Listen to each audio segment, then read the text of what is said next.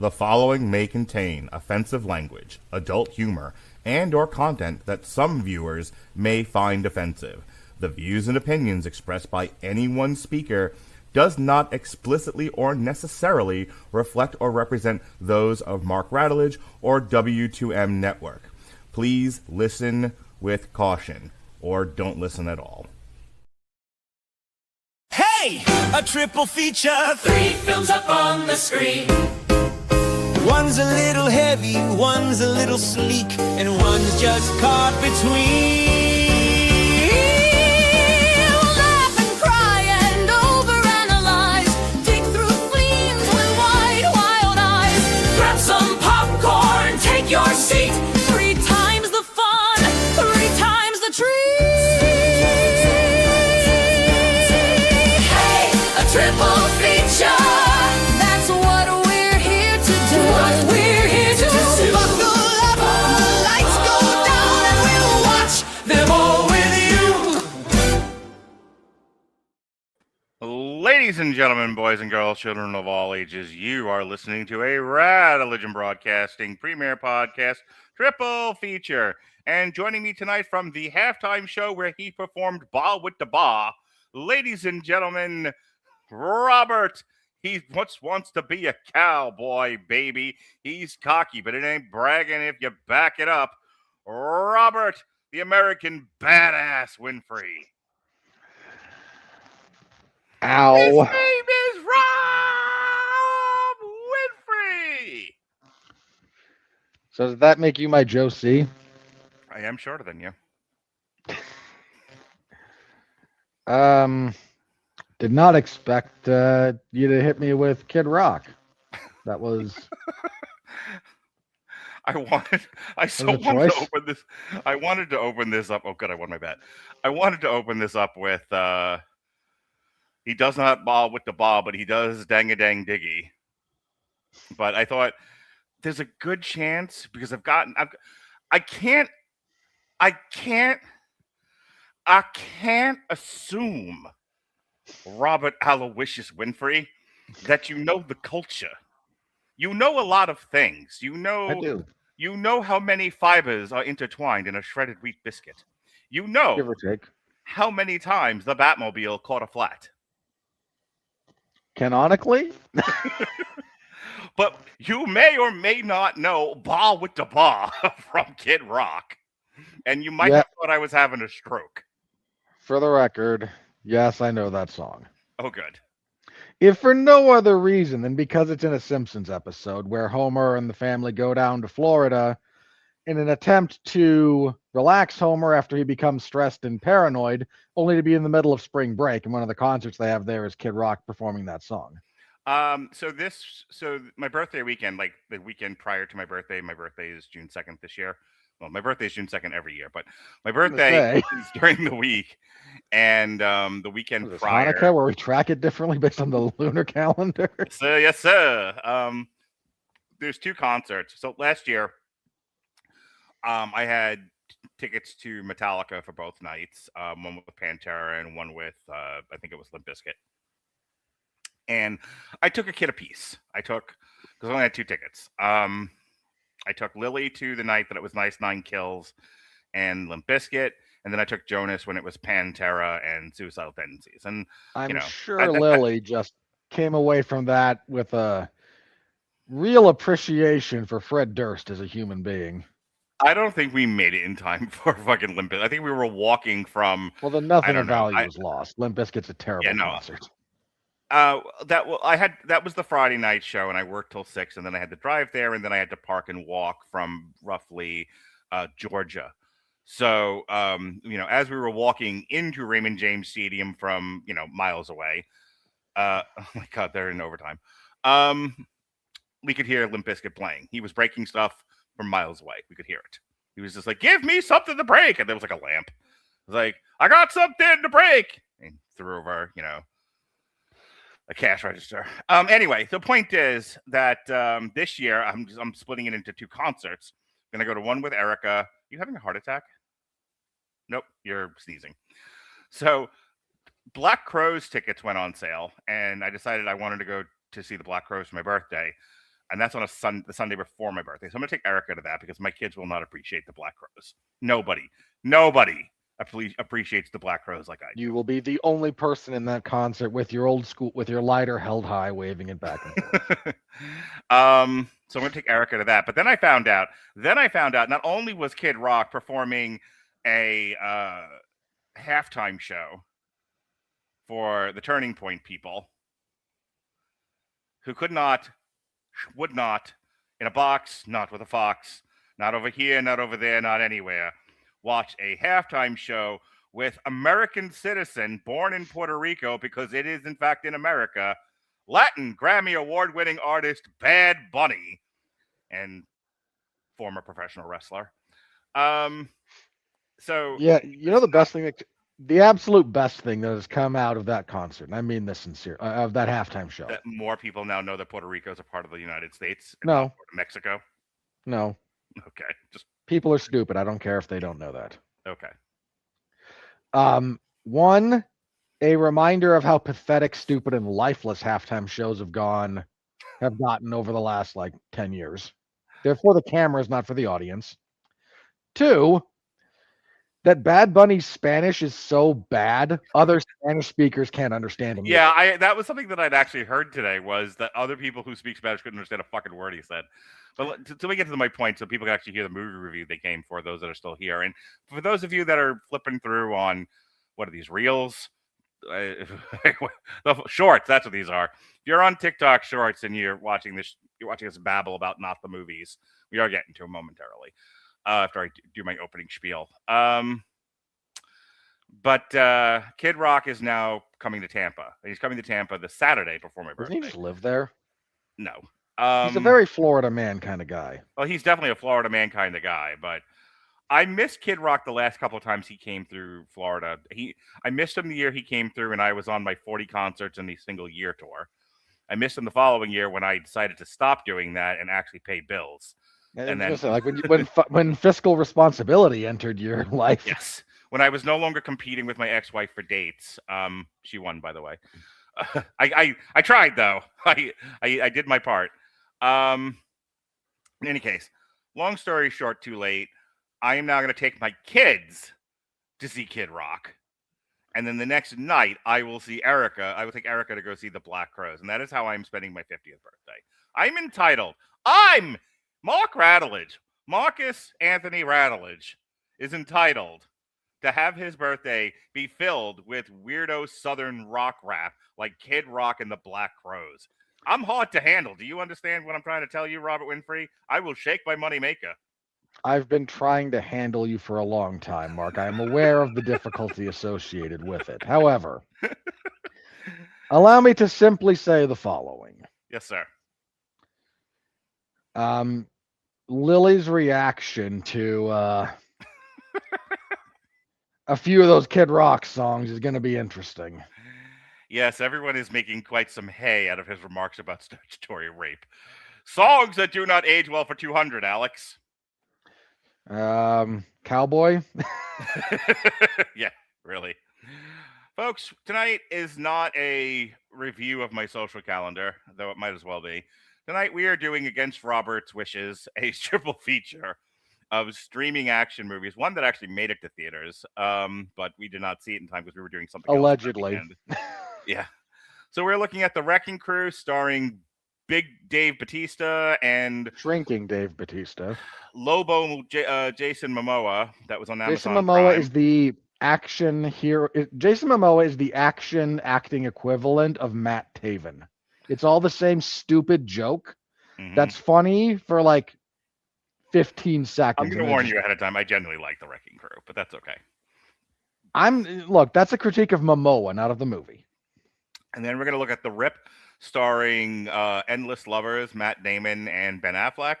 Somehow not set in Boston. Yes. Nothing about the actual setting would lead you to believe that, but hey. Well, this is based on a true story that happened in Miami, so they had to, not be in No, Boston. they didn't. And then finally, we're going to review the Once Upon a Time in a Theater movie, Roofman, starring Channing Tatum and Kirsten Dunst. And holy cow, has Kirsten Dunst aged. Oh boy. I mean, we all age, but it was visible, I tell you. So just give me a quick line, something for the ladies, Robert. Give them, show them a little something, okay? Pull it out and show it to them. When I told you we were doing this, what was your first thought besides "fuck you, Mark"? Well, that one repeated a handful of times.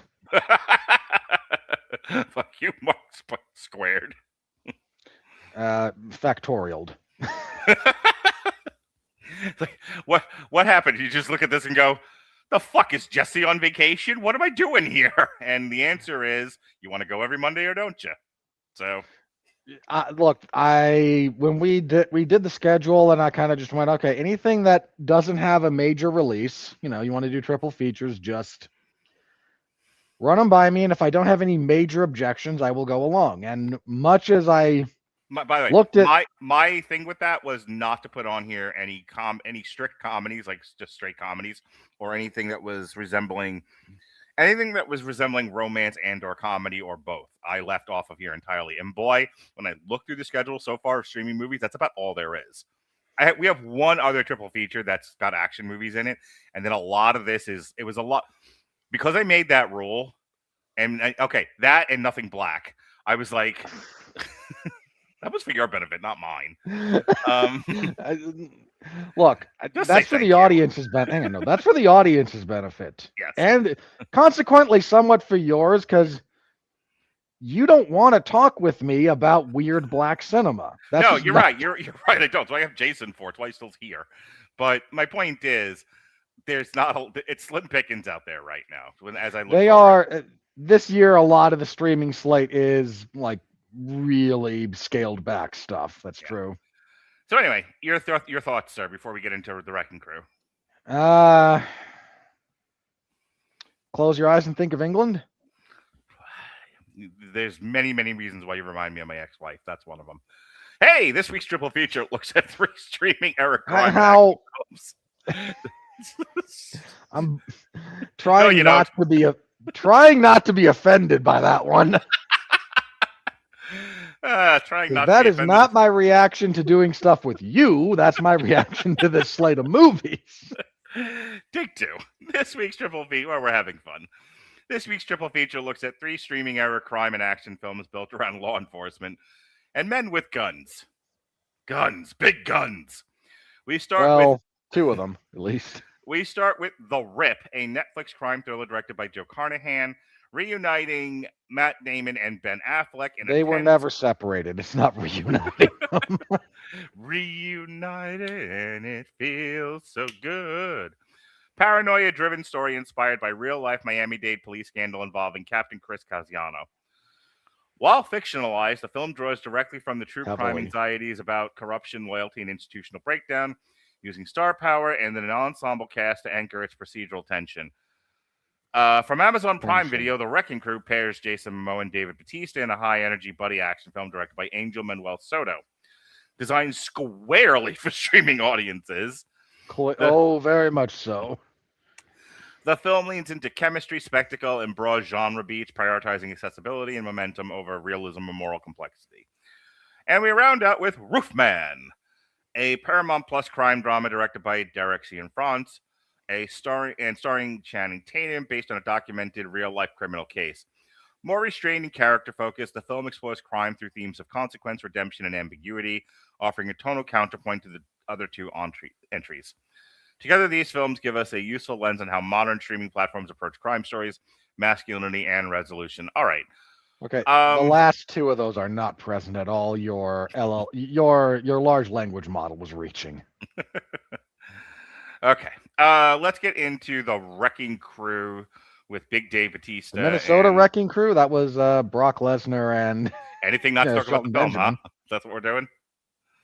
Considering that this movie itself makes more wrestling references than we do on an average basis, I don't feel bad about this. So this is the typical. So Dave Bautista. This is the odd couple solve a murder. At the beginning of the movie, their dad / stepdad, I think. No, he's both of their fathers. They're just half brothers. Okay, it was the same dad and 2 mothers. Is that what it was? Okay. So their dad is murdered. and it looks like a hit and run. It smells like a hit and run, but it does not walk like a hit and run. Dave Bautista just sort of accepts and he's the one who's working in the Navy. He's training people. He's training SEALs, not like but like Gotta Navy get SEALs. him to bounce the ball on the nose. Yeah, exactly. He's got a wife. He's got kids. He's a serious man doing serious work, and he's the old man of the mountains, and he does not want them painted. Jason Momoa. Stop me if you've heard this one before. Is Jason Momoa is a cad. His life is a mess. His woman is leaving him as they do at the start of every one of these movies. And then the Yakuza, because this takes place in Hawaii, comes to kill him. And so he gets so he goes to Hawaii. There's a funeral for the dad. He's reunited with his brother. They do not get along, don't you know? This is an Odd Couple movie. And along the way, Jason Momoa was like, but he was murdered. And Dave Bautista's like, no, you don't understand. You're chaos, and I need tidiness, and I don't need you to upset my apple carts. And Jason Momoa was like, fuck your apple carts. But along the way, more and more evidence keeps turning up that this was in fact a murder, possibly even a cover-up. So the two of them begin investigating things, and like all good action movies and buddy cop movies and Odd Couple movies, they destroy most of Hawaii. So, and they complete with the scene with the police captain. I don't need you two loose cannons running around here. That's just a detective who's trying to like not have part of the island blow up. And frankly, he was in the right. Don't get me wrong. I'm on his side. I appreciate the fact that is the same actor that plays what's his nuts from Office Space, the one who gets the money and retires in the end, the nerdy guy whose name I can never remember. Yeah. So in my head, that's the same character. This is what he did when he got bored after moving to Hawaii. So just to wrap this up, because I don't need to go. I'm not doing it. That's why I'm not letting you do the plot synopsis, because it doesn't matter. So in the funniest part of that movie is them the entire. I know that I get upset when movies delve into therapy speak. The fact that scene went out of its way to make fun of that sort of thing, and like Bautista and Momoa are kind of in character making fun of it, but also weaponizing it against the detective, Stephen Root, was the funniest part of the movie to me. Like, I laughed hard at that scene. That's a pretty good scene, yeah. Yeah. So anyway, so they continue. The Yakuza keeps trying to kill them. Other people keep trying to kill them. At the end of the day, they figure out that the mayor's in on it. And the governor. Thank you. What would I do without you correcting me? The governor's in on it. The governor, of course, is the Mandalorian. You would live a fuller life, but it would be a lot shorter. So the Mandalorian's in on the gag. And Boba Fett, not the Mandalorian. Damn it. Tag in. I'm at this point the heels have beat me to death. Robert. I'm diving for you. Yeah, it's revealed that that Boba Fett was in on the gag the whole time. He's trying to. There's an evil white real estate developer, because there's always an evil white real estate developer, who wants to build a casino on native land, but this is Hawaii and not the middle of Oklahoma. So, because no one wanted to shoot in the middle of Oklahoma, why would you? And the governor's in on it because gambling has to be legalized in the state of Hawaii. It's not yet. And that was the dead giveaway, that the governor was in on it. Was like, oh, they need to legalize gambling. Well, you need the governor for that. Not the only thing you need, but it's a real helpful component. So there's a kidnapping because the writer was ripping off Shane Black. There's a big action piece. A bunch of faceless goons die, including one referred to on camera as Fat John Cena. Again, I laughed at that. There's a big fight. One of the goons dies violently when Dave Bautista violently kills him. There's a big explosion to kill the white British developer. The governor's arrested. Jason Momoa's character makes peace with his past. Dave Bautista's character makes peace with his past. And they're like, yeah, we had a crappy father, but we have each other again now, and that's kind of important. And this is still Hawaii, and it looks like you're going to get back together with Morena Baccarin, so it's all good. Wonderful. Till the sequel, when she's leaving you again. Yes. The women are always leaving. All right. What did I think of this movie? I laughed, I cried, I hurled. I mean, it is. Jonas, Lily, and I were all talking about because we watched it together. This was our Saturday afternoon movie. Remember those days, Robert? Saturday afternoon with your pa. You would watch movies together on cable. Now we watch them on streaming. Well, Um, I never really had cable, but so no, but the sentiment of what you're expressing, I do understand, yes. Thank you, Spock. So anyway, the three of us sat in the living room, and we were talking about this movie. Like, this is as boilerplate a buddy action flick as any that you're ever going to see. It is literally by the numbers. The thing May that as well have had like again generic movie title number 2. Like everything about this is just it is a warm chocolate chip cookie. And if you want a chocolate chip cookie, then this is the movie for you. If you don't, then you know, hang on. And if you don't, well, then don't watch. I am now no longer distracted. So, what carries this movie, one, is the scenery, is the setting. Hawaii is beautiful. Always has been, probably will be until the heat death. somehow the Inhumans couldn't make it work, but this movie manages to. So, did they really shoot in Hawaii? Because I feel like they shot that in, like, fucking some beach in California. No, it was shot in And Hawaii. then on a set. Oh, yeah, that is a historically bad show. Anyway, Hawaii is beautiful. The setting is beautiful, and they make full use of And it. we know what happened. We finally learned what happened to Lilo. Mark, after her family abandoned her, because that's this core message of Lilo. She was adopted. She's adopted by Dave Bautista and his wife. Yeah, I was gonna say, Lily made that joke. She was like, "Oh, look, this is where Lilo ended up." There's minor bit of hope for your daughter there. So anyway, I like the Samoan, the Hawaiian culture. Gets well represented. Don't on confuse screen. them. They will get very mad at you. I misspoke, is what I did. The ethnic culture of the area is well represented on screen, and it's fun to look at, and it differentiates it from every other movie that does the same fucking thing as this one. So I'm glad they shot in Hawaii. I'm glad they made the local culture a big part of storytelling, because it's one of the few things that differentiates this. Dave Bautista and Jason Momoa have really great chemistry. I know you hate Jason Momoa for some odd reason these days, and it's probably a lot of it's his own damn fault. There's nothing odd about the reasoning, Mark. Yeah, but I have to say, his kind of character could have been so much worse. This one is not like a Ryan Reynolds yapper. He knows when to shut up. He knows when to act like a man. I mean, and it's not even so much that he doesn't ever act like a man, is that this is more, it's less Arrested Development and more drunk and traumatized. Yeah. And when he's not drunk and traumatized, he's a serious individual. Batista, his agent or somebody else figured out with him that the best thing about Dave Bautista is the Dave Bautista whisper. We all loved him when he was like big bad Dave Bautista and running around in the leather vest, and him and John Cena had a great match. But honestly, as fun as that was, Dave Bautista works very best when he's understated.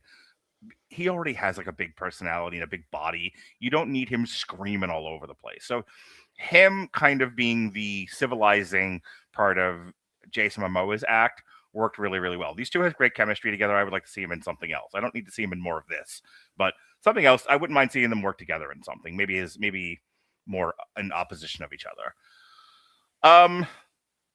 The story is as much. I'm going to use this joke now. It really fits the next one even better.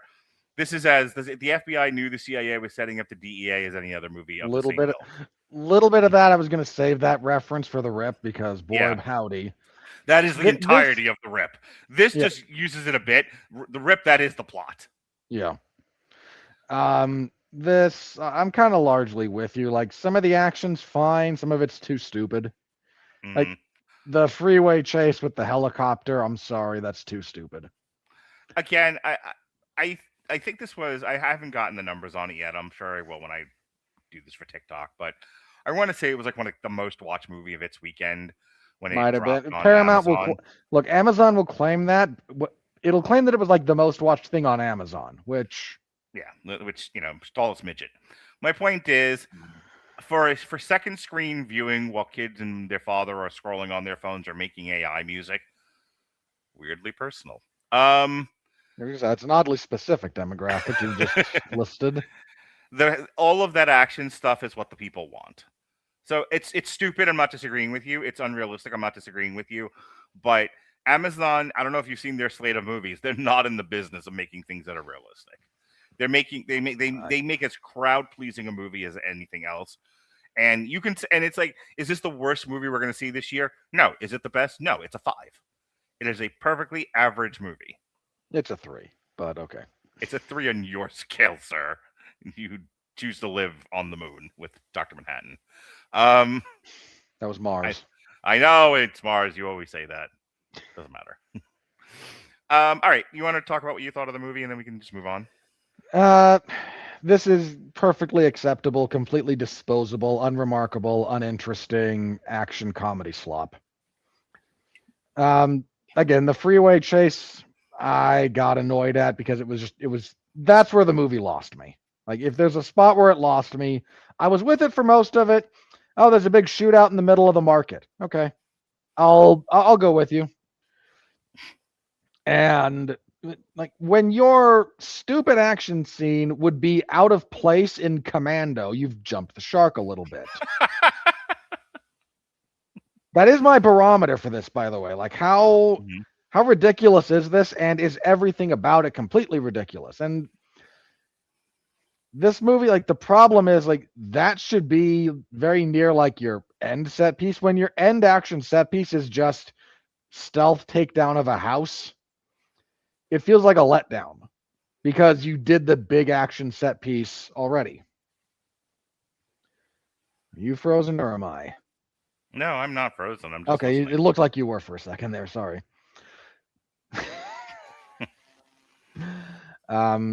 So I actually like the house assault start more. doing to you like I do Erica.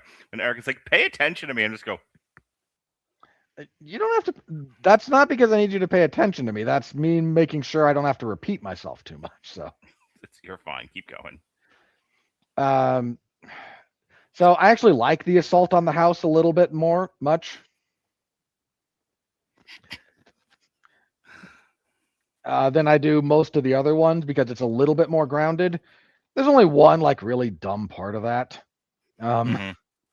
which is the start of their like homage to Old Boy with the hallway fight. Yeah. When Batista opens the door and he sees all the goons and he's got an automatic weapon and then doesn't just start shooting. That's the other thing is, as big as Jason Momoa and Dave Batista are, they don't make them, neither one of them is Superman in this movie. They get beat up. And when they fight each other, it looks stiff.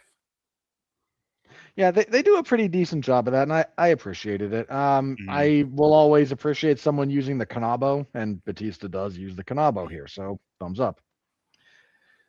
I also kind of lost, the other place this movie lost me was British douchebag beating up Jason Momoa.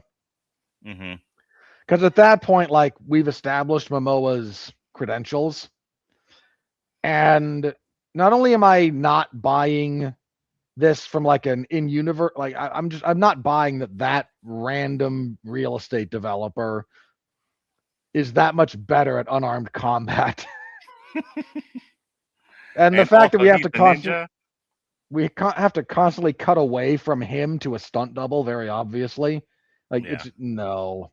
Sorry, no. You lost me there. No es bueno. No me gusta. So I want to see if what else Angel Manuel Soto has done. He is best known for directing the films Charm City Kings and Blue Beetle. Oh yeah, he's that guy. Boy, yeah. We used to, was a Brett Ratner that we used to say, like, when you just need a stage managed, you call Brett Ratner. He is a generic. We joked about him being the AI, like the Ratnertron 5000. Yeah, it's getting to the point where, like, there's they don't need auteurs anymore. They just need stage managers. And so like a guy, the guy who directed Blue Beetle gets work doing, we have this script. It's going straight to thing. We don't want to spend a lot of money. Who is available and cheap and competent and can manage a stage well?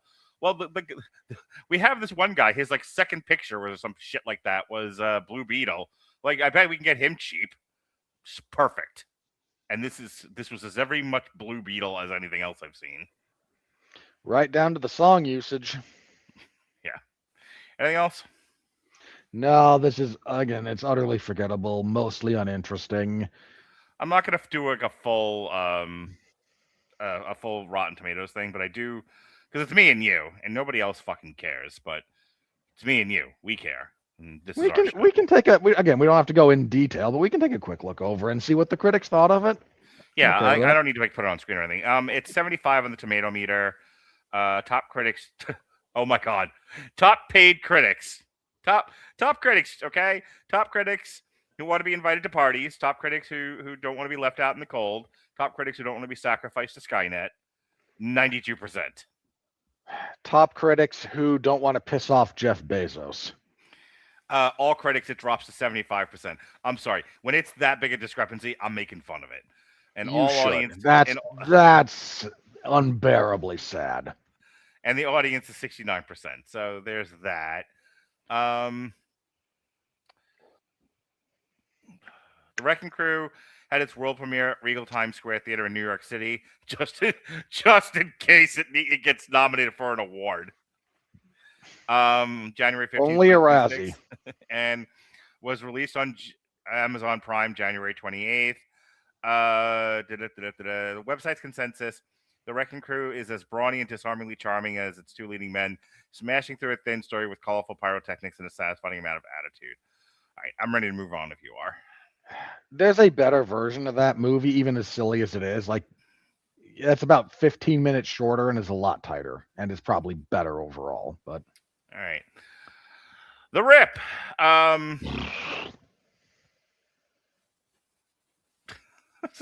don't even understand this comment. Ronnie says, Mark, your iOS has soft reset like 4 times this show. What do I keep like freezing or something? I haven't noticed too much. Okay. Meanwhile, so The Rip. The Rip is based on a true... Okay. The Rip is based on a true story. It deals with a team of cops who seize assets from a house, and it's very much who's setting up who's stealing from what. At the end of the day, Matt Damon and Ben Affleck win. You want to fill in any details? No, that's the broadest of all broad strokes, but it'll work. Yeah.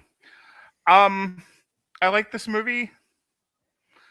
I'm glad I watched it on my iPad by myself when I was awake, and I could focus on it because this is exactly. I'm glad I watched this movie while I was awake. Well, I mean, like I watch a lot of movies late at night, and I find myself having to like wake up. Like I don't know where I am in the movie. I can't contextualize what's happening, and I end up having to watch it 2 and 3 other times.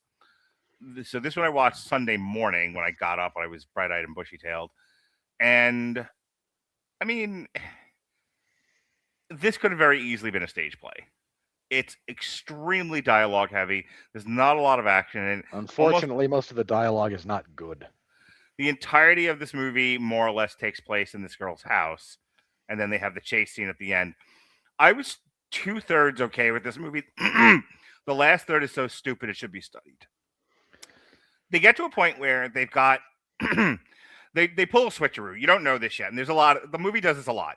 The movie leads you one way, pump fakes, runs the other way, and you're like, "Oh, movie, you had me, but you lost me."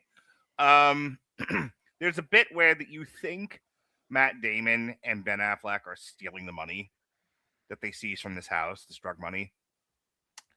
And they're in the tank with Stephen Yeun and I can't remember the other actor's name. Not Michael Chandler. Hang on, it's Chandler something or something Chandler. Hang on. Probably closer to Michael Chandler, but Kyle Chandler. Kyle Chandler, that's it. Thank you. Yeah. So Matt Damon, Ben Affleck, Stephen Yeun, Kyle Chandler are in a tank, and they're cruising. And there's a whole like, whose side are you on kind of a thing. As it turns out, they left the women behind, like all good men should. And it's Tia Leone and some broad with a nose ring, who I don't understand why they would keep her on the police force. That's not. Wait, did you just say it's Tia Leone? Oh, I'm doing real well tonight. I meant Tiana Taylor. Because Tia Leone is a white woman, about my age. And would have been much better at this. Anyway, yes. Anyone would have. Never mind. I'll yell. I never want to see another movie with Tiana Taylor in it again. I'd She rather see Tiana sucks. Lonely. Yeah, she really is. She's terrible.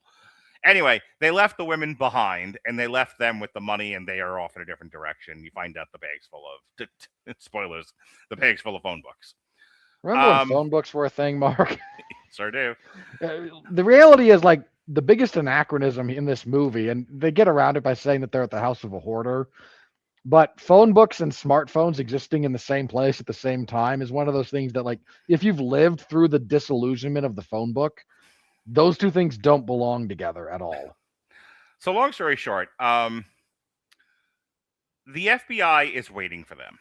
They are driving into a trap, and no matter, you don't know yet if Matt Damon, Ben Affleck, Stephen Yeun, or Kyle Chandler are guilty of anything just yet. It's heavily implied, but you sure as shit don't know, and they're going to get met by the FBI. And at that point, the movie should have been over. But instead, we have to have an asshole shootout. Yeah. And the FBI and the FBI can't contain two guys making a run for it. A better movie, the movie that's actually confident, would have ended with the dialogue conflict instead of a big shootout and a run through the swamp. Right. So Ben Affleck shoots Kyle Chandler because he's really the villain in all this. And Matt Damon blesses Stephen Yeun and forgives him, and that's that. By that point in the movie, I was just exhausted by the whole thing and so annoyed by the lack of confidence in what they were doing and the belief that every mope who's going to watch this movie needs a big shootout at the end, and for the FBI to be this incompetent, that I wasn't paying that close attention. But yeah, we're apparently going to have honest Injun cop through this whole movie, Ben Affleck, who's screaming at Matt Damon for the entirety of this movie. Hey, what are you trying to pull over here? I'm an honest cop, don't you understand? And my brother's in the FBI, and he's going to get you. All right. So they have him murder a guy in cold blood at the end, and it's okay because, he's the villain. Mind you, it is in fact cold blood in this particular case because the guy is unarmed. No, he's not. He reaches for a gun. Does he reach for a gun? Yep. Well, he looked prone to me, and it looked like Matt Damon, Ben Affleck just shot him in the head. Whatever, who cares? It's a badly put together scene. When I got to that point, I really focused because I'm like, okay, are we gonna have the balls to let Affleck actually just shoot the guy in cold blood here? And no, he has to do a Han shot first. Yeah. So he's like, no, I know this is coming, and as soon as he reaches for it, I'm already like lined up. But technically speaking, I still hate it. Even it's not well done, and it's kind of stupid. All right, so let me go back to the beginning of the movie. The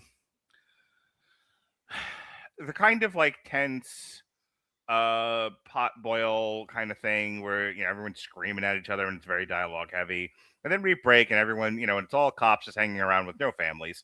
It's just cops drinking beer at some rando house, and it's like, hey, everyone mount up. No, they're not at a random house. They're at the back of it's the end of their shift. They're at the precinct and just waiting for. Look like a house to me.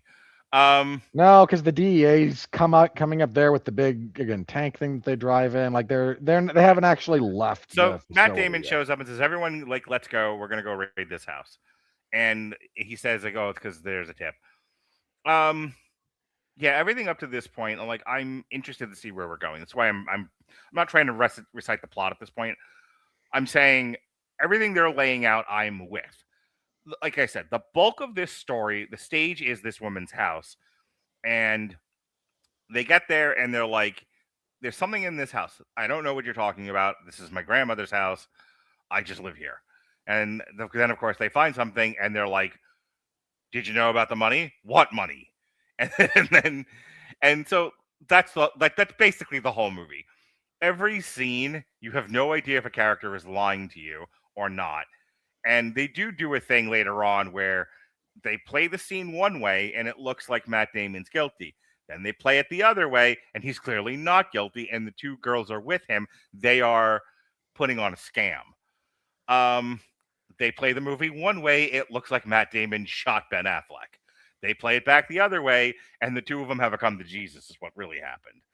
This might as well have been like done by, the British actor Clue Butler. Tim Curry. Thank you. This might as well have had Tim Curry in it going, well, it could have happened this way, but it really happened that way as he's running around the cul-de-sac. At one point, they're attacked. There's gunfire in the street, and then it stops, and that's the last you hear of it. And like I said, that shootout was such a studio note. Yeah, it was like it's been too long since we've seen any action here. Let's ADR gunfire. We can't possibly try to rely on tension building and dialogue and atmosphere. Have something blow up. So here's the good, the bad, and the ugly from where I see it. The good, it's well acted. It's pretty well paced. I was interested in the mystery. I wanted to see how it would end. I wanted to see who was guilty. The bad, the entire third act is awful and stupid and unbelievable, which matters when you're watching a movie that's trying to lead you to believe this could actually happen. It's not in the fantasy world the Wrecking Crew is in. This is supposed to be based on a true story, and we leave reality at the end completely.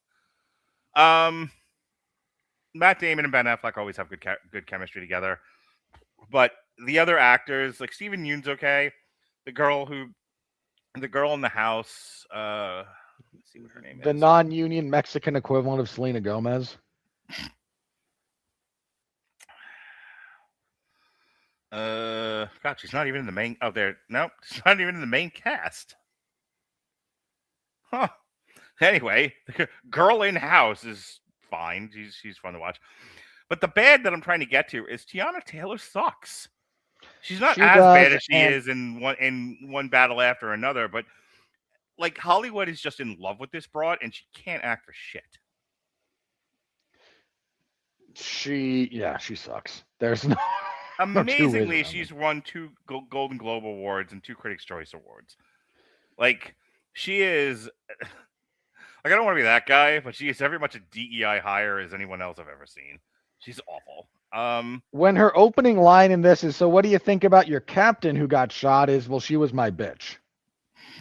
Like, bad dialogue, badly delivered. Yeah. Like, there's no saving any of that. I will say I wish they had gotten to the meat of this a little bit faster. Ronnie speaking up for the liberals. You're officially that guy. Thanks, Ronnie. You can find Ronnie at any rally featuring Democrats, liberals, communists, and socialists. That's where you'll find Ronnie. He'll be doing a D&D there. Yes, doing a D&D. I'm an old man. So anyway, waiting for the next comment from him now. You son of a bitch. Love you, Ronnie. He's just gonna leave. Either way. Where was I? Yeah, Teyana Taylor Get sucks. to the point. Oh, yeah, the movie.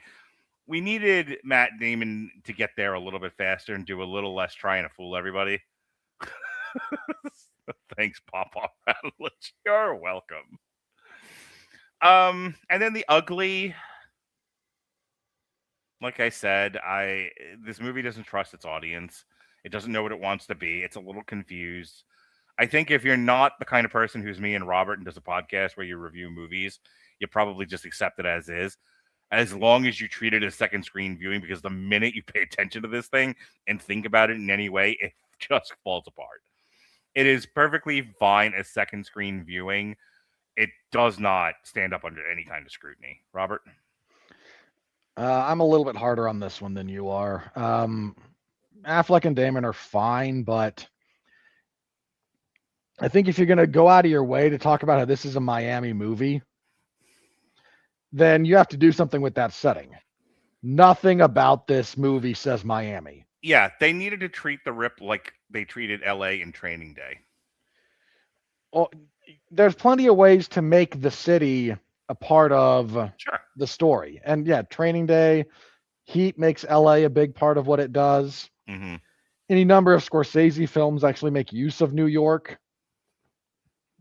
I mean, again, we can go on and on. This could have been set in Portland, Oregon. You could have Yeah. told me this was in Portland, and I would have gone, okay. Honestly, that block they shot this on looks like where my wife lives. Like she lives in a cul-de-sac. There's houses in a half a circle. There was like there's certain elements that mark Miami as being architecturally distinct from the rest of this country. We don't even get a skyline shot. Like, We don't get a skyline shot. Like I don't even think like the houses were made of stucco. Like my dad hates them. Like he's actually like really complained about some of the architecture of Miami, like the way the houses look and are made. And you don't get that here. These houses could have they could they could have shot those houses from anywhere. it's any suburban cul-de-sac anywhere in the country. Yeah. Keep going, but I'm gonna put Ronnie's I'm gonna keep putting Ronnie's comments on screen. So they don't make use of that. That's a real problem. I can't buy into Tiana Taylor and septum piercing. That's officially her name, septum piercing. Well, you know, like I'm sorry. I don't. I come from law enforcement. Like I've worked in jails for the prior 13 years before I changed jobs, and it took a lot for my local sheriff's office to allow tattoos. They're not letting you onto the force with septum rings. They're certainly not fucking promoting you or whatever thing she is. So I don't think either of them do a very good job. They're just kind of there to round out the cast because there's no like, the tension here, to the extent that it exists, is Affleck, Damon, and Steve Yeun. At no point is there anything approximating suspicion or aspersion put on the two women. Yeah. Never. When you think Matt Damon is stealing the money, you think they're in on it and agreeing to it. When you don't think Matt Damon is stealing the money, they're just hanging around with the dicks in their hands, and then they drive away with the money to get it. Yeah, counted. they are functionally useless. Yeah, they're there so they can do the switch at the end. That's their whole job. Yeah, I mean, in universe, they're there to count money. Mm-hmm. And narratively, they're there to, again, pull the switch at the end. But they don't actually provide any interesting character dynamics. They don't provide any dialogue beats. They don't do anything. The septum piercing has one interesting bit, and you might not find it interesting, but I keyed in on it because of what that exchange of dialogue was trying to do. There's a scene where at the beginning of the bit when they realize how much money is there, Matt Damon's like, "Everyone, give me your phones." At this point, they are trying to taper down the seizure, because at any given time, and they're all. One of the subplots of this movie is that one of the captains had been shot, and they're trying to kind of backdoor figure out why any of this is happening. So this is kind of a setup, and in universe at the time, Matt Damon's like, I don't know what to do about all this money. I don't know who I can trust. Let me at the very least grab everyone's cell phone. And she's like, before I give you my cell phone, I would like to call home and let my daughters know I'm okay and that I did not abandon them. This is a very real thing. This is a very real thing that a parent, if they were supposed to be with their kids and they got suddenly taken to work, like if you're on the other side of that and there's a kid who's like, where's my dad? Where's my mom? And she doesn't call. She just seems like a derelict parent. And if you're in a situation, I don't want to go into a whole thing here, but you're in a situation where you're in a co-parent situation and you seem like a derelict parent, your life is going to get exponentially worse. So that's the one good scene she's in, is she's showing in a very short period of time that panic and frustration. And Matt Damon, God bless him, like you can say he's a bad actor, you can say he's a good actor. In that scene, I very much believed he was conflicted. It's a little thing, but in a movie where it's all dialogue and it's all little things, that was a big moment. Back to you. Okay. Yeah, as far as the misdirect goes and like who's in it, they inherently limit the scope of people we're worried about. They also, this movie does like one of the worst things you can do if you're this kind of movie it sort of splits its attention between being a character heavy, tension filled, like web of lies interactivity bit. And then in the middle of all that, we like try to splice in Assault on Precinct 13 for a siege motif. And they don't go together. Like it's a terrible thing. It removes a bunch of the tension. It doesn't help that there's functionally no tension here anyway. It's at a certain point, like I was okay with what was going on for a while. And then we get to a certain point and suddenly it's just like, okay, you're just everything about this is confused, not in a good way.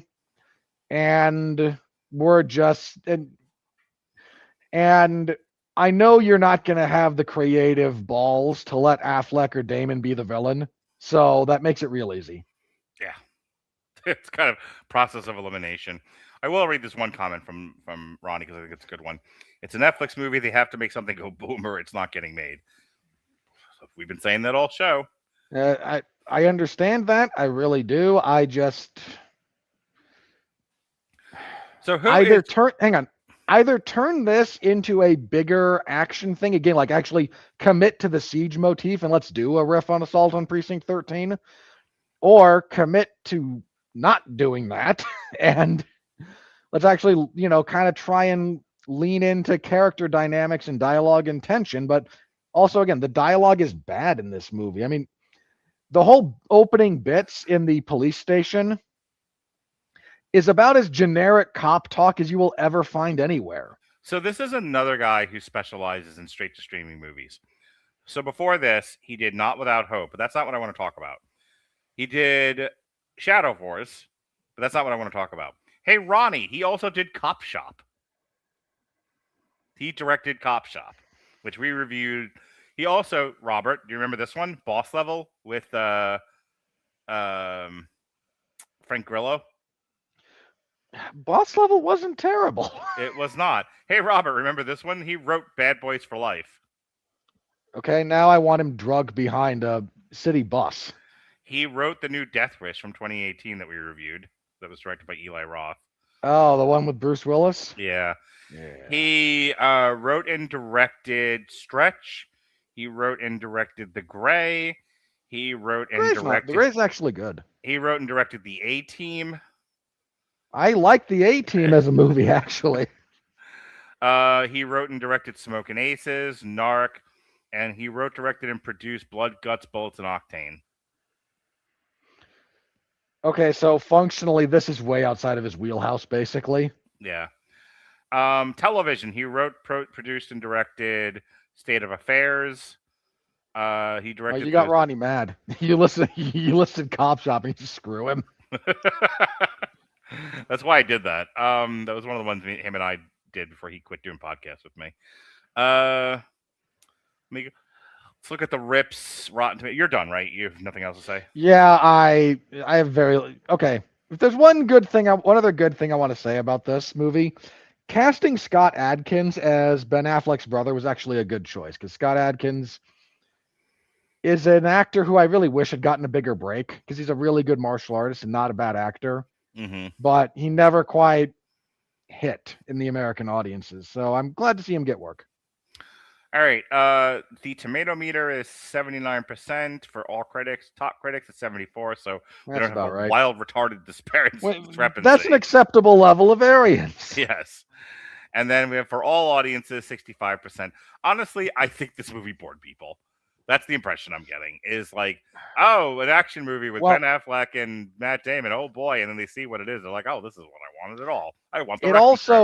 It also sold itself as a more action-oriented kind of movie. Yeah. Like the marketing gave you a very different impression of this film. Yeah, Netflix is really good at bait and switches. Remember Mignons, also known as Cuties? Yeah.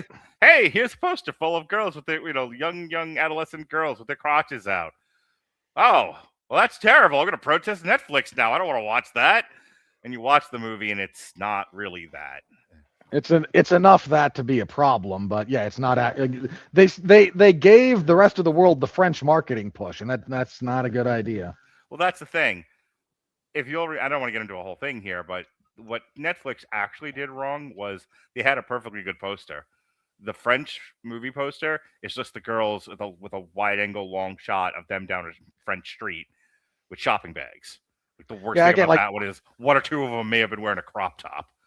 I feel like they swapped, and what was supposed to be the French marketing, which Uh-huh. is hey, let's sexualize children, Yeah. and what should have been the rest of the world marketing, which is the dramatics around young girls in this profession. We're aspiring to this goal, Hang on. I and don't they want to. just swapped them. Ronnie, Netflix wasn't in charge. They bought the film, Ronnie. Yeah, I love Netflix didn't commission it. this. Mignons was not a Mignons was a French film, sir, and Netflix bought the distribution rights. That's all that happened there. Now look.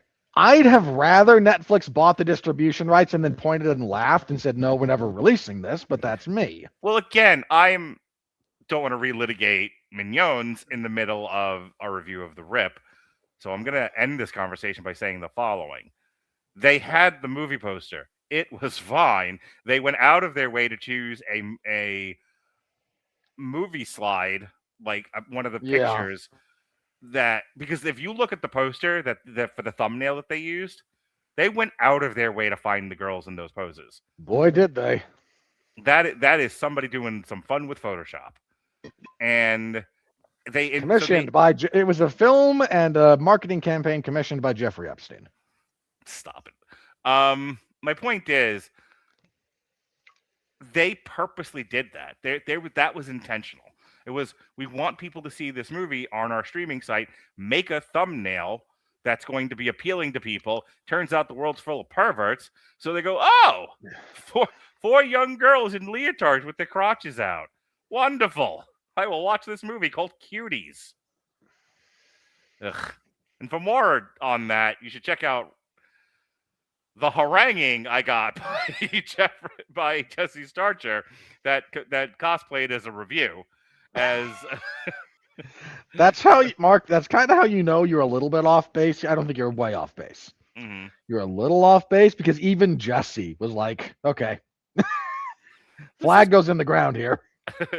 That was one where he refused. I loved that doing that show. It's one of my favorite podcasts. I don't need to make it into a song or anything, but you should. You should. I want to see what that looks like now. Maybe I will. I did one for We Sort the Mail the other day, just out of boredom and aggravation. But maybe I will just work on Cuties by myself, and it's just fucking someone yelling at me. No, stop defending this movie. You can even title it "Cuties Working on Cuties by Myself." Stop that. I'll end up being invited to an island that I don't want to go to. Anywho, Iceland? Yes, where all the minerals are.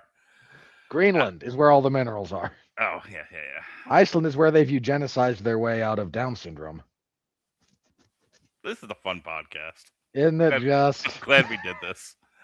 Anyway, so I think this kind of a similar thing here where why I'm linking Cuties to The Rip is Netflix, because Netflix is a streaming service and they make thumbnails and they want those thumbnails to attract clicks. They go out of their way to make this seem like it's an action movie when it's not. It's a drama. Yeah, and marketing is a big important part of what goes on there, and Netflix kind of does it poorly. Yeah, or at a bare minimum, they are dishonest about it. I hope when the AI reads when the large language model reads the transcript of this podcast, it suggests I do a compare and contrast of Mignons to The Rip based on this conversation alone. It might. That's a fun prompt. Anyway, speaking of fun prompts, let's move on to Roofman. There's nothing fun or prompty about this, this movie. You don't have anything else to say about The Rip, do you? No, it's not very good. All right, so The Roofman came out in theaters the weekend of October 10th. What were we doing October 10th? There was a reason why we skipped this. Something better. No, I doubt that. I sincerely fucking doubt that. October 10th was... Oh, Tron, Ares. Okay. One of your worst movies of the year, sir. Okay, I will not. I can no longer say better. Certainly something bigger. So we saw the trailer for this a bunch of times when I was taking my kids to the movies last year. It was something we were interested in, that we were interested in seeing, but it came out at a time where there was never going to be time for me to watch it. So, and there wasn't a good third streaming action movie that I'm aware of to have paired with this in the time frame I wanted to do this in. So, Yeah, there's well, if we wanted to go like back in the history of streaming movies, we could have found something, but we wanted to keep this oh, relatively close to each other, so yeah, there was the Kevin James one that we could have done, but I didn't want to torture you. Nor do I, there was some stuff that came out like late December, that's getting commercials now, and it's got what's his face, Richson, in it. It's called Playdate, I think it is. I've literally never heard of this. But if you talk, I think you're talking about Alan Richson, the guy who plays Reacher. Yeah. Hang on, Playdate. Fuck, damn it. Now I'm on a dating website. No, just kidding. Playdate 2025. See, there's Dating is in air quotes there, by the way. So Playdate came out November 12th. So yes, if I'd wanted to go back and do another shitty Amazon movie, we could have done Playdate with this, but I didn't want to. I wanted to actually watch something I wanted to watch. So that's why I landed on Roofman. Roofman, basically, you have a guy who is We have a committing loser, Channing Tatum. committing robberies to gain money so that he can buy his daughter nice things. He is eventually caught, sent to prison. He then escapes, and He gets the book thrown at him for like very non-violent robberies because the judge has a hard-on for it. Yeah, so it doesn't matter. It's not that relevant to the movie. In any case, he goes to prison, escapes. Somewhat relevant. If he'd only been, if they were only going to lock him away for like a year or two, then he probably wouldn't have broke out of prison. Well, let's talk about that. So he goes to live in a Toys R Us, which is run by Peter Peter Dinklage. Dinklage, who was throwing his weight around. And our poor besieged woman in this movie is Kirsten Dunst. She has 2 teenage daughters, and they are just teenage daughters. And she is working hard for the man. And so She works hard for the money. So he figures out how to live in this Toys R Us. He's like hiding behind the bike rack. Kind of makes himself a makeshift there's studio. part of the display that is just like not readily visible. So he kind of hides out there, and he learns how to turn off the security cameras so he can move around. And he just willy-nilly steals anything from the store that he feels like he needs or wants. Yeah. So at some point, he takes a bunch of clothing to a church, and he's trying toys. It's a toy drive. It was toys. Okay. Yeah. So there's a whole thing that set that up with Kirsten Dunst, who he's trying to get into the pants of. I should take a step back and say he says something in the movie that kind of sets this all off. He was like, I could have stayed back there forever, but your brain needs stimuli. It needs to see new things. And so he makes a point to say, I got to get the fuck out of the store every once in a while, or I'm going to go nuts. What did I do all of this for if I can't leave? Well, I might as well just stayed in prison. So he starts like taking adventures outside of Toys R Us when it's readily available to him. One of those adventures that he goes on is toys. He takes toys to a church. He is met by one of the church members. Is like, come join our cult. So he does. And as it turns out, Kirsten Dunst is there, and he wants to get in her pants. So she goes on a date with him, and for the rest of the movie, they are an ersatz couple. As it turns out, the heat is on.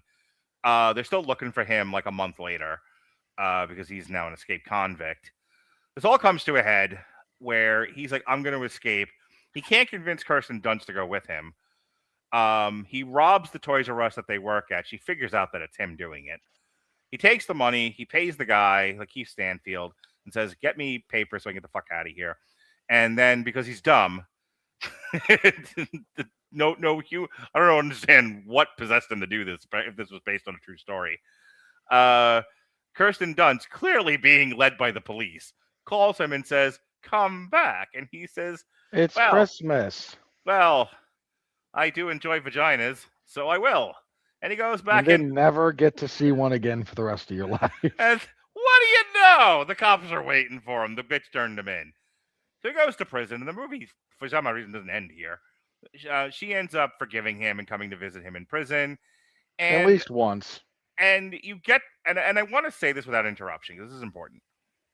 As a viewer of this movie, I was okay with how this ended. I was okay with him. He's terrible, but he's kind of like the thief with a heart of gold kind of a situation where it's like he stole because he thought this is what he should do for his daughter, and he's not a thinker. And and he stayed in Toys R Us because he didn't want to go to prison, and he was as nice as he possibly could be, and continued to steal because again he thought this is what he should be doing. At no point does the movie portray any of this as for personal gain as such. Like he's giving money to he's giving money to buy things for the kids and trying to help people here, and it's one of those where like he tries to leave the town better than he found it. Here's the problem. He does this speech at the end of the movie where he's like, I've done bad things, but I realize now that all anyone really wanted of me was my time, my presence, my attention, and I made all of these mistakes, and I'm truly repentant for it, and I'll spend the rest of my life trying to be a better person. And Kirsten Dunst says, "That's great. We'll see you in the next Marvel movie," and she goes away, and the movie ends. And you're left. This is very important.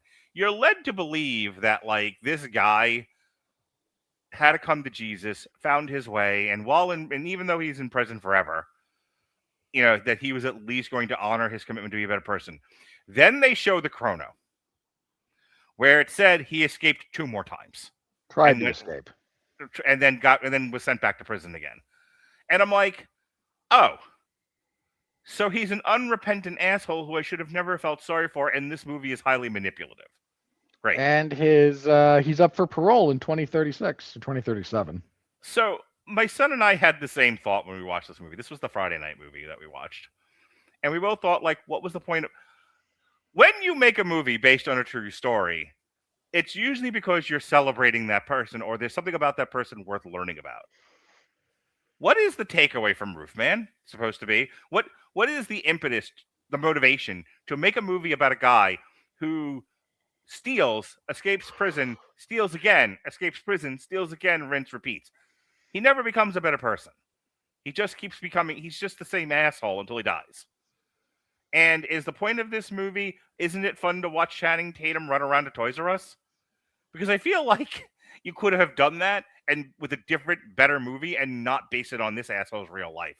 Like, Roofman's okay until you realize this isn't really about a good person and there's nothing good being said about this person. And then it's like, well, then this was a fucking waste of my time. Your thoughts? I mean, I was mostly disinterested in this movie. It's not terribly compelling. It drags a lot. I don't like Channing Tatum as a general rule. So I don't find him compelling as an actor or all that engaging of a screen presence. I'll throw the call to make him go boom. This movie felt like a 90, like what should have been like an hour-long Hallmark special that got stretched north of 90 minutes because movie. This was like an SNL sketch. Not quite that bad. Again, like there's some like 60-minute with commercials Hallmark special about this that makes this a little bit like slightly more palatable. If you focus slightly in more on the technology, this is an episode of Black Mirror. Yeah, I mean, I don't agree that it fits with the Black Mirror general motif, but I get what you're saying. But like, we're saying the same thing. Like, neither did anything in season whatever the season before last was. I don't know. I haven't watched Black Mirror in forever, so I couldn't tell you. But like, this is an episode of television in some respects. You could do it. Like, you could make it work. As a like, hey, let's follow this character and this actor and all that stuff as they go around doing whatever they're doing. Like, no, just no. Yeah. This isn't good. Let me address Ronnie's comment here. So they did the job of making you feel how everyone in his life felt, betrayed and confused. Great. I didn't sign up for that. That's not how the movie was pitched, and I didn't sign up for it. So if the idea is, no, this movie is good because it succeeded in doing what it was doing, okay, I'll accept your argument. Yes, it successfully did what it sent out to do, except that then I wouldn't have watched the movie. And this is now the second movie in a row that's a bait and fucking switch. Tag in, Robert. Unless I froze again. No, you're good. I don't like the lack of truth in advertising around a bunch of this stuff is really starting to like. I've been annoyed by this for a while. I'm glad it's catching up to everyone else. I'm everyone else. No, not you specifically. Like, I mean, a lot. I've seen that sentiment about a bunch of these things more regularly coming to the fore. Yeah. So, I'm glad about that. Yeah, I don't have a whole lot good to say about that movie. Hang on. Non is emotionally manipulating, but I signed up for that. It told me what it was going to do. This guy who really loves Italian food is going to open up a restaurant run by grandmas, and you're going to As cry. a way, You as big a way Italian, of coping with his loss. Yeah. you big Italian fairy. You're going to weep like a woman. Okay, sign me up. I'm here, and it did, and it was successful, and yay, hooray! I didn't sign up for that with Roofman, and it didn't tell me that that's what it was going to be. I was led to believe it was a zany comedy starring Channing Tatum and Peter Dinklage, where he was going to, run around and do fun stuff naked in a Toys R Us. That's what I signed up for. That's what my kids signed up for. And we get that, but it's amidst a drama that ends depressing, and it tells me that the main character is not worth rooting for. Market your movies a fucking tragedy and stop lying to people. I'm with you on that. Like, that's not. I don't disagree with any of that. So, anything else about Roofman? I think the other reason this got made was the amount of nostalgia you can try and milk out of. Hey, it's the late '90s / early 2000s. So here's a Toys R Us, and there's a Blockbuster. Everyone's walking around with a Walkman. And look at all these PlayStation games and Xbox games that he stole to sell to the pawn shop. Like, hey, remember these titles? Here's Simpsons Hit and Run. Wasn't that a great game? Yes, it was. But it's a bunch of stuff like that. It's like, I don't care. It was as if, like, the producers of this movie really wanted to make a movie about Toys R Us, and they couldn't find a good script that featured it. And then like, in Googling anything about Toys R Us, they found this guy lived in one, and were like, we'll make that movie. That way we can feature a Toys R Us in our movie. And didn't give this any more thought than that. Yeah, that kind of tracks. Like, there's a better way to try and hash some of this out if you want to explore some of these things. But as it stands, no, this was a big mess. So I want to read the production stuff here because maybe it'll fill some stuff in. The project was announced in February 2024 with Derek Cianfrance as the director from a script he wrote with Kurt Gunn. The screenplay was based on an earlier script by David Steffens and Peter Petrucci. Dylan Sellers and Chris Parker produced through Limelight Production Company alongside Jamie Patricoff and Lynette Howell-Taylor. Channing Tatum was the star. Ben Mendelsohn and Kirsten Dunst joined the cast in September of 2024. October 2024, Miramax acquired distribution rights to the project with Paramount distributing on its behalf in the U.S. and the United Kingdom, with financing handled by Aperture and like 900 other fucking production companies. This was like the parade of who was involved in this. We were laughing our asses off because the Family Guy did that joke where it was 20 minutes of fucking production companies, and when this movie did it, we laughed hard because there were a lot of them. Mm-hmm. All right, yeah, there's nothing in the production that explains anything about this movie. It's not a good movie. Those exist. Grossed $23 million in the U.S. and $11 million in other territories for a total of $34 million worldwide in its opening for its total box office run. So it was like somewhat profitable. It had a $19 million budget. It made in its total $34.7 million. So probably a little short of profitability, but yeah. Just looking at the list. High Frequency Entertainment, Herding Lane, 51 Entertainment, Limelight, Paramount. First base, Bugs Bunny. Second base, Bugs Bunny. All right. Who's on first? And now we go to Rotten Tomatoes for Roofman. I'm going to predict that the scores are not, in fact, through the roof. Wah, wah, wah, wah. I deserve that. That's okay. All right. 87% on the tomato meter. Top critics drops it to 76. Verified audience is 85. All audiences is 81. Yeah, again, that's about right. Yeah, I mean, like, honestly, I was, and I'm going to let you do plugs after this because I got to run to the bathroom, but I was entertained well enough by the movie as in terms of like, these are good actors, these are good looking people. I like Kirsten Dunst, I like Channing Tatum, I like Peter Dinklage. As kind of a dramedy about this guy trying to figure his shit out. I remember what I was going to say Oh. about this movie now because you pinged it. Okay. We need to have at some point a long conversation about the negative effects of Ted Lasso.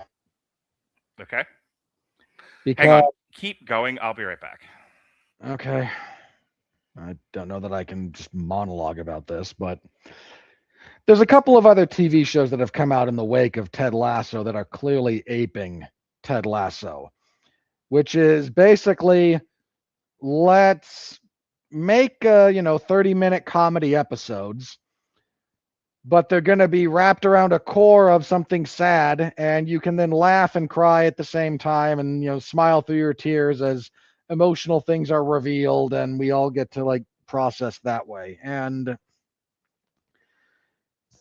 I'm not saying you should never be able to do that. I'm saying trying to take everything and turn it into that is not a good way to go forward. And this is very much like sort of a Ted Lasso approach to it. I mean, if right down, and it would have landed exactly like that if you didn't have the like title cards at the end that are like, hey, and here's what really happened. He tried to escape prison 2 more times unsuccessfully, and the woman that he had this relationship with saw him only again for the first time like in 10 years recently, and isn't that fun? And I blame Ted Lasso for a lot of the tone that seeped into a lot of this kind of stuff. Okay, I'm sorry I ran away from you. It was either that or pee the floor. What? I had to go to the bathroom. Yeah, I don't like what Ted Lasso has done to television and these kinds of movies, where it's just, oh boy, it'll be a little bit like saccharine funny, and then you'll laugh through your tears as we reveal tragic emotional stuff, and this is how we all heal. That's fine. Like I don't hate Ted Lasso. Let me be very clear about that. Like I'm not trying to shoot that show. I'm saying people took the wrong lessons from it, because let's try to make everything look and sound and feel like Ted Lasso is a bad lesson to take from its success. And this is a Ted Lasso movie. Okay. Yeah, I was enjoying the movie literally till the cronustat that I saw that he escaped again, and then I felt too emotionally manipulated. I was already kind of struggling with why are we telling this story, but I accepted it because the character in the movie says, by the end of this thing, I realized that all I ever needed to do was be there for the people who loved me. Great, good ending. I agree with that premise. And then and then it's not really what happened. And I'm like, why'd we go on this journey then? So I've said that 3 times. Well, at that point, what you should do is change the names and do inspired by true events, and then actually have the character reach the heartwarming conclusion. Right. No, instead, And leave it at that. they fucking double and triple down and show you what he really looked like, including his fucking prison photos. Which you should have just done. Like, if you want to do that, then just commit to it and do it that way from the beginning. Yeah.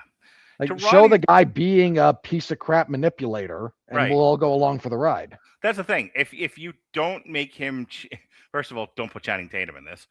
If you find I'm happy with Channing Tatum never working again in movies. That's very fine with me. If instead you do it with like today's version of Tim Roth, and in the movie is him being a manipulative scumbag piece of shit, and Blow is a really good example of, you can have a movie where the whole movie he's terrible and you're just kind of following his adventure, and in the end he's in prison alone, hallucinating being visited by his daughter because everyone has abandoned him. Okay, well then the purpose of watching a movie like that is to see how crime doesn't pay. Cool, we get it. Being a cocaine drug lord ends badly for most people. Okay, I love Blow. I think Blow's a great movie. I would watch Blow again right now. If this is more like Blow, I'm with you. They went out of their way to make him excessively likable, as if it's the problem with the world is they wouldn't let him get away with stealing. Once again, They tried to turn him into Ted Lasso, and Yeah. th- Oh, I that's get. a that's a net. I wasn't going to ask you because I didn't want to hear it. Now I understand what you mean by Ted Lasso. You're talking about the Pete's Dragon effect. This magical creature comes and makes everything, and leaves the town better than he found it, and then goes on to help another, another boy in danger. That's what you're talking about, and yeah, I guess I see that. Well, no, again, like I'm talking about a sort of a tonal, a system of like tone and execution around Hmm. stories that Ted Lasso does fairly well, but everyone decided we're going to try and make all of our stories now like this, in this tone, in this style, where, yes, it's like deeply human and, oh, there's so much tragedy that you have to cry through, but we're going to have a, comedic actor like Steve Carell in the lead. So we're going to be laughing along the way through our tears. Like, Yeah, there was something no. I can't remember if it was with you or somebody else, but there was something I saw recently where I compared it to Pete's Dragon, and I that was like the whole point of my TikTok. I cannot for the life of me remember what it was, but it's a fairly standard.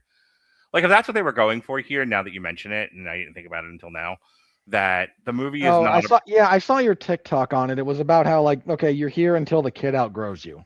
yeah. It doesn't you leave the kid safer than when you found him, or the town, or whatever. Um, that sort of thing. I wish I remember what movie I was comparing it to, but doesn't matter. My point is that if this is about, here we have Channing Tatum, and he will come into this town, and he will make Kirsten Dunst's life better, and he will make everyone's life better, and then he will go to prison because that's what he must do. Okay, that's not really the story that you told, and I don't think Kirsten Dunst's life was better because of him. No, like it wasn't. And my problem is again, it's kind of a tone thing where it's like, Mm-hmm. hey, look at the good, and then okay, there's a lot of bad, but we still having a good time along the way. So you can laugh and you can cry and you can heal, and everyone's better by the end of it. And again, like that whole thing is just, you not everything should be done that way, but because you have to pitch these things, you pitch this as, okay, but what if Ted Lasso was a guy who escaped from prison and lived in a Toys R Us? See, my pitch would have been, okay, Mrs. Doubtfire, but he's not in drag, and he's just a good-looking guy, and he lives at a Toys R Us, and it's Channing Tatum. What do you think? Oh, well, that's wonderful. I love Mrs. Doubtfire. Except like there's no like conflict between there's it's just like, oh yeah, this is a confused, not good movie. Yeah. Well, confused, not good is the phrase that pays here on the Rattlegion Broadcasting Network. So that is the end of our triple feature of Oh, The Wrecking Crew. What? do we want to check the box office for the weekend just to say we did it? I did. No, we did the Rotten Tomatoes thing. I mean, like, what did the real world box office real fast? What did it do last weekend? For its entirety, I read this already. The entirety of its worldwide run was 34.7. No, not for the movie. I mean, what won the weekend? Oh, this is not Damn You Hollywood. I'm aware of that. Look, we don't have to go into it in depth. I'm asking if you wanted to do it anyway, just to as our I'm bookend thing. already Like, here's what happened in the real world of not streaming. Okay, well, since we're not doing Damn You Hollywood tonight, but Robert is a slave to structure. I really am. It's uncomfortable. Send Help, and it's won the weekend in its second week in a row. Solo Mio from Angel Studios for all you How much Christians, did I have to ask? How much did Send Help drop? 52.6. Decent enough hold. Iron Lung dropped from 2 to 3. Stray Kids, The Dominant Experience from Bleecker Street, debuted at 4. Dracula, which apparently is from Vertical Entertainment, as some YouTuber said was the worst movie he'd seen this year. It's fucking February 9th. Calm down. Well, it could still be the worst movie you've seen thus far this year. See more movies. Zootopia dropped from 4 to 6. The Strangers Chapter 3 from Lionsgate debuted at 7. Bomb. Yeah. Avatar Fire and Ash in its 8th week fell from 5 to 8. Shelter 6 to 9. Melania 3 to 10 in its second week. Another bomb. Yeah. Benedicto Corazon, number 8, debuted at 18. Pillion 22. Sharat from Neon, 2026 release, debuted at 31. Buffalo Soldier, Buffalo Kids, debuted at 44. The Buffalo President's Gals. Cake, debuted at 50. Jimpa, 58. Starman, 60. And that was the week. Oh, and Fuck My Son dropped from 47 to 71, in case you were wondering. No, I wasn't, but Worldwide on the dime, baby. 28 years later, still the number one movie in the world with 56 million. Send Help 52, 49, Mercy 49. Greenland at number 4 with 39. Primate number 5, baby. Almost tied with Greenland. Iron Lung 34 million. Shelter 7. Stray Kids 8. Return to Silent Hill 9. And Hypnoseismic. Division Rap Battle Rule the Stage Let's Battle just of not. Pride. I don't know, man. It made 15. It made 15. Here are all the movies doing better than Millennia. Extra worst. Hypnoseismic and everything else I just read. now I was kind of curious what Solo Mio had done at its opening. It got a bit of a late marketing push, so Nothing about it. it's a romantic comedy starring Kevin James. He gets stood up at the altar, but takes the vacation trip to Italy anyway, the honeymoon trip on his own, where he meets some other couples who are on the same vacation package, and he learns to love again and has a good time. I'm going to start a podcast called Spaghetti Genres, and it's going to be me reviewing movies set in Italy while eating spaghetti. If you want to, if that has to be done like on one of the adult websites because of the fetish for eating, Oh, we're watching people eat. Most certainly. I'm going to live stream myself. Come and get it. Right. That's not how that works. Me seducing people while saying "come and get it" in Robert's presence, making him very uncomfortable, is the phrase that pays here on the Rattle It Broadcasting Network. Aren't you glad you made me do this? You made me do that. No, I mean the fucking box office. Yeah, you know what? Yeah, actually, I am. I'm okay with that. Fair trade. That's our review of the Wrecking Crew, the Rip, and Roofman tomorrow. Because as much as I beat her up, I do enjoy my friend Alexis. And I sat through the Muppet pilot, and then I'm glad I did because my entire fucking TikTok feed is now full of Muppet takes.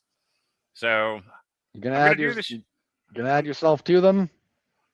I'm gonna be nice to Alexis. I'm gonna let her because I know she's gonna come in with like no pants on and be like, "Oh my god, the Muppets! I feel young again, like when the world was young." Okay. As a fellow fan of the you like the Muppets. I like the Muppets. Who doesn't like the Muppets? I liked the Muppets years ago. Hang on. You can still like the Muppets and go, this was kind of a miss. I'm gonna let her come on. I'm gonna let her say her thing. I'm not gonna beat her up too much, and then because here's the thing, I don't have to let her get her hope spots in early before you squash her. I don't. Here's the thing. Essentially, tomorrow night's a dark match, and she's gonna get a lot of offense in, and I'm gonna take the bumps accordingly, and then we're gonna edit it for TV, and that TV is TikTok, and it's gonna look like I beat the shit out of her. Okay, Vince. Thank you. So I have I shouldn't say that when you're about to do something with a woman. Yeah. I don't have that kind of room.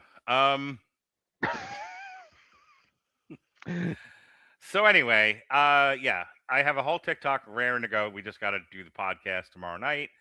We're gonna go late. We're gonna go around 10 o'clock, I think, because I have my second job I got to do. Wednesday, I will be on. So some guy contacted me from TikTok. He liked my TikToks. He wants me to come on his show and talk about stuff. So I'm doing some guy's name's Miguel Connor. I'm doing his podcast. I don't know what it's called. He has to send me all that information. But I am going on somebody else's podcast, despite being said of me that everyone hates me and that I've pushed everyone away. I alienate people is the word that was once used. And it's not just coming from some quarters. It's coming from all quarters now. Everyone is just rushing out there to be like, everyone hates Mark. Well, not everyone hates Mark because this person invited me on a podcast. So I will be doing his podcast Wednesday. Thursday, we have a change in the programming. We are not doing Break-In and Break-In 2 anymore because Break-In is not available. So we quickly pivoted. We are going to be doing Crush Groove, Beat Street, and Disorderlies, featuring the best rap group of the 80s, the Fat Boys. Well, I'm not making you do it. Shut up. Um, next next week is Roofman. No, Saturday. We pushed this off because of various appointments, but we're finally getting to it. We're gonna do a triple feature for Oblivion, Snowpiercer, and The Fountain. That is me and Evan, which is why it's on a Saturday. And those are comic book adjacent movies. The Metal Hammer of Doom is back, and this show was delayed from last year for a variety of reasons. Look, every other show, I talk about my AI music. Now I've actually dedicated a show to it. And you might be saying, you already have a show about AI music. Go Sessions. Yes, I need 2 of them. So, dedicating the entirety of the Metal Hammer of Doom to Fra Diavolo. And if you, with Valentine's Day coming up, this Saturday, yesterday dropped another Fra Diavolo EP. This is a covers album. It is all love songs of the 70s and 80s. We do wonderful metal versions for your sweeties. You should go on Spotify right now. You should download and put on your favorite songs. Fra Diavolo, Cyrano de Bechamel. And we covered Maureen McGovern's Can You Read My Mind? Linda Ronstadt and Aaron Neville's Don't Know Much. Laura Branigan's How Can I Live Without You? Debbie Boone's You Light Up My Life. And as a tribute to my father and all the men before him, Barbra Streisand's The Way We Were. Are you not interested? Are you not entertained by my frivolity? I was trying to provide a little bit of reaction to the titles you'd chosen, but I didn't know how to mime something about The Way We Were, so. Like looking in the past, The Way We Were. Anyway, love songs for your sweeties. It's done by AI and my wild imagination. That's what you should be listening to. Anyway, finish up the plugs here so that Rob can talk. A week from today, we're back on Damn You Hollywood. We're looking at Crime 101. Tuesday, Alexis and whatever person she's dragging to the barn will be doing Fallout Season 2. Wednesday, Jesse, Gavin, and I finish up on Sports Night Season 2. And then Black History Month rolls on with Jason and I. We are going to be reviewing the Book of Clarence, the American Society of Magical Negroes. Clarence. That makes things awkward. And They Cloned Tyrone. Robert, what's going on in your world? Very little. I cover mixed martial arts and professional wrestling over at 411mania.com. This last Saturday was UFC Vegas 116, headlined by Mario Bautista and Vinicius Oliveira. Full report in the MMA Zone of 411mania.com. The 411 Ground and Pound MMA podcast now goes live on Sundays on the 411 Wrestling and Entertainment YouTube channel, so go give that a follow. I'm going to start doing that at a slightly more reasonable hour, I think, because the last few weeks it's been very late for a variety of reasons, but I should be able to get on the schedule there. There's no UFC event this Saturday, but I cover SmackDown on Fridays. This last SmackDown was actually solid. Would have been a real killer 2-hour show. As a 3-hour show, it fell short of very good status. But that's where we are. SmackDown desperately needs help. It's needed help for a while. No one just wants to admit it. But, well, here we are. And hey, Mark, this Friday, Jade Cargill is having her first defense of the WWE Women's Championship. How long has she had it for? Last year, she beat Tiffany Stratton at... Oh, not Survivor Series. It was that long ago, and she hasn't had a single defense? Yes, that's kind of the problem. Hang on. Let's see. She won. She won at Saturday night's main event, which would have been November 1st. This company is run by monkeys. Speaking of monkeys, thank you for joining us here on Triple Feature. He's Robert. I'm not watching basketball anymore tonight. Be well. Be safe. You will. No, I turned the game off when Yale beat Howard, and I've been focusing on you, my love, the entirety of this podcast. No. I'm that's not what I said. You said I'm not watching any more basketball tonight, and I'm saying, yeah, you're gonna turn something else on. No. The wife is waiting for me in the bedroom, so, and I don't have anything to bet, and I'm not betting. At what point would that stop you from turning on basketball in the background? Hear me out. I don't have any further bets this evening, so I won the one bet that I placed. I'm not placing another one, so no, I have no reason to watch the NBA. I appreciate the fact that you don't actually care about the sport. The NBA is so bad, and it's this close to just starting like a whole new podcast with you where all we do is yap. But as the kids would say. But yeah, the NBA is so bad right now, it is utterly unwatchable. Like the college game I watched between Yale and Howard was more interesting. I watched the NBA and it's 2 hours of overpaid morons bricking basketballs like I used to in elementary school. It's awful. I'll take your word for it. I haven't actually like watched or followed an NBA season in like these 15, guys 20 years. play the worst game of horse I've ever seen as they shoot around the key and nobody drives into the goddamn paint. And on the occasion that they do, the basketball net hates them so much it rejects the dunk. And everyone gets fouled left, right, and center. No one calls flopping. No one calls. Look, whoever's playing right now, I can foul them from here. They've adopted the soccer posture. Yeah, along with the flopping. Yep. It's unwatchable. I would rather, at this point, I've shifted my betting focus to ladies tennis and soccer because I'm more successful there and they're more interesting sports to watch. Those women kick some ass. Let me tell you. I assume you've not been gambling on the Olympics then. I have not. Of all the things you could have gambled on. Ladies tennis and soccer, international. You should have been gambling on the Americans in curling. We're kind of doing real well. Why? How are the women's hockey teams? Are they any good? I don't know. I don't think they've done hockey yet. I think hockey's the back end. They were doing hockey today, women's hockey. Okay, I don't know. I haven't watched a lot. I only know that because I went to put tennis on and there was like an icon on my Roku box. It says, here, watch the Olympics. And no. I don't want to watch athletic excellence. No, I want to watch stuff I can gamble on and win money quickly, which I did today. Hee.